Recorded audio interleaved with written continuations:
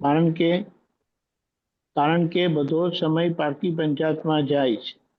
પારકી પંચાયત એટલે આમણે આવું કર્યું, આ આવું કરે છે, એ આવું બોલ્યા, એટલે એમ કહેવાય છે કે આખો ભોગવટાનો જે સંજોગ છે જીવન વ્યવહારનો, બહારથી સંજોગ દેખાય છે ને અંદર ભોગવટો છે. બહારથી સંજોગ દેખાય છે, અંદરથી ભોગવટો છે. અને ભોગવટો એટલે શું? તો કે જે આવીને જતો રહે, એ કાયમનો નથી. અને ત્યાં આપણે જો જીવતા શીખી ગયા, રહેતા શીખી ગયા, જે દાદાનું જ્ઞાન આપણને શીખવાડે છે, તો પોતાની પંચાયત એટલે કે હું શુદ્ધાત્મા છું અને મેં શું કર્યું, મેં બીજામાં શુદ્ધાત્મા જોયા, મારી અંદરના દાદા ભગવાન ને એમનો વિનય કર્યો, એમનું પૂજન કર્યું, એની આરતી કરી.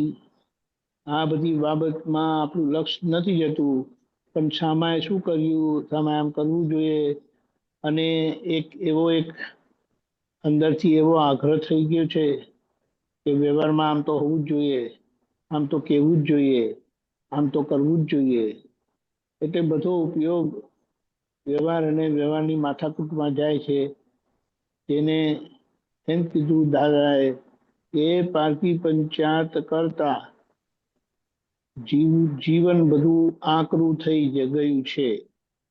એના કરતા હવે પોતામાં આવી જાઓ. આપણે પોતાનું સ્વરૂપ દાદાએ ઓળખાવ્યું છે, તો ત્યાં બેઠા બેઠા એ રાજાની સીટ ઉપર આ પ્રકૃતિનો નાચ બધો સારી રીતે શુદ્ધ ઉપયોગથી જોયા કરો. એની એ ગમે તેવા નાચ કરે, એ ગમે તેવું આકર્ષણ બતાડે, આપણે ઊભા થઈને એની જોડે સૂર મિલાવો નહીં, આપણે એની જોડે તાલ મિલાવો નહીં. એટલે અહીંયા આપણે આપણી સીટ ઉપર, શુદ્ધાત્માની સીટ ઉપર બેસીને આ બધા જ ભોગવટાને જેમ જેમ જોતા જઈશું ને, તેમ તેમ ભોગવટાના ભોગવનારા આપણે નહીં થઈએ, ભોગવટાના જાણનારા જોનારા થઈશું. અને એમાં આ જે બધી નબળાઈઓ છે ને, તે બધી ઉઘાડી થશે. એના હૃદયપૂર્વકના પ્રતિક્રમણ થશે, અને પ્રતિક્રમણના પરિણામે આપણે આપણો વ્યવહાર ચોખ્ખો થતા, એટલે એને હવે ચોખ્ખો કરવાનો બાકી છે. એમાં નોર્માલિટી નથી રહી છે, એના બધા ઝઘડા છે. મહાત્માઓને પાંચ ઇન્દ્રિયોના વિષયો અને પાંચ ઇન્દ્રિયોના સુખનો કોઈ ખપ નથી. હિસાબથી છે, જરૂરિયાતથી નથી. કારણ કે દ્રષ્ટિ મળી છે, કૃપા પાત્ર થયા છે, પોતાને સિદ્ધાર્થમાં પદમાં બેસાડ્યા છે. હવે ખરેખર આપણે વિચારીએ ને, તો સિમંદર સ્વામી ભગવાનના ખોળામાં આપણને દાદાએ બેસાડ્યા છે. હવે વિચાર કરો કે સિમંદર સ્વામી ભગવાનના ખોળામાં બેસીને આપણે આ પાકની પંચાયત કરીએ તો કેવું લાગે? એટલે એના કેવું છે, ભગવાન કહે છે મેં તને મારા ખોળામાં લીધો છે, તું મને જોયા કર. મને જોશે તો બહારનો ભાગ આ જે પારકું છે તે તને સ્પષ્ટ રીતે દેખાયા કરશે, ઓળખાયા કરશે, અને એ ખાલી થતું જશે. અને એના માટે જે શુદ્ધિકરણનો વ્યવહાર જરૂરી છે, પ્રોસેસ જરૂરી છે, તે કોઈ પણ મહેનત વગર થયા કરશે.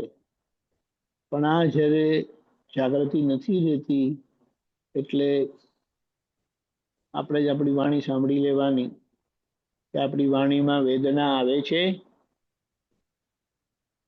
એક જ દિવસ આપણી વાણી આપણે આમ તો બોલાતી હોય ત્યારે સંભળાતી નથી, પણ એટલીસ્ટ એવું કંઈક કરો કે આપણે આખા દિવસનું નહીં તો 2-3 કલાકનું રેકોર્ડ કરો, ફોન બધા પાસે છે, અને પછી એનો ઉપયોગપૂર્વક સાંભળો.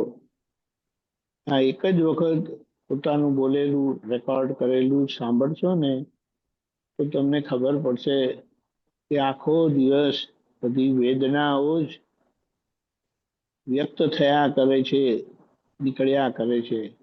આ ગમ્યું, આ ના ગમ્યું, આ ફાવ્યું, આ ના ફાવ્યું, એમને આમ કર્યું, પેલા આમ કર્યું, પેલા આવું બોલ્યા, આવું બોલ્યા, આવું તો કઈ બોલાતું હશે, આવું તો કઈ કરાતું હશે, અને આ જ માથાકૂટ. એટલે અહીંયા આ એક પ્રયોગ કરીશું આપણે, અને એનો લાભ લઈશું. જય સચ્ચિદાનંદ.